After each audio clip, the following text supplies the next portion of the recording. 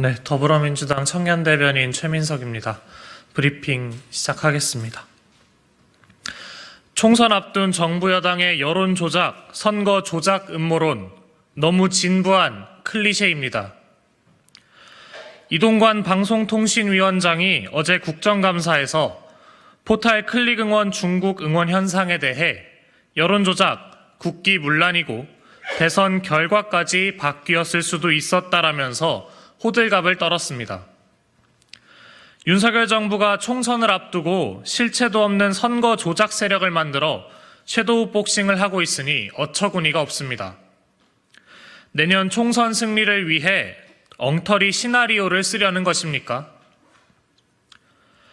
국정원도 보조를 맞춰 선거관리위원회 시스템의 해킹 가능성을 제기하며 선거 조작 음모론에 불을 붙이고 있습니다. 시스템 해킹으로 결과에 영향을 미칠 수 있었다면 윤석열 대통령이 당선된 지난 대선도 조작 가능성이 있다는 말입니까? 국민의 선택으로 뽑힌 정부가 우리 선거 시스템을 불신하고 선거 조작 가능성을 주장하고 있으니 황당합니다.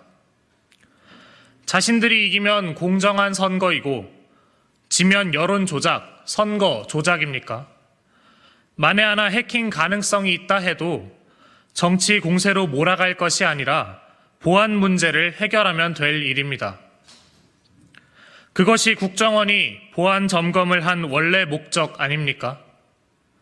아니면 혹시 선거 조작 음모론을 유포해 지지자들을 결집하려는 것이 진짜 속셈입니까?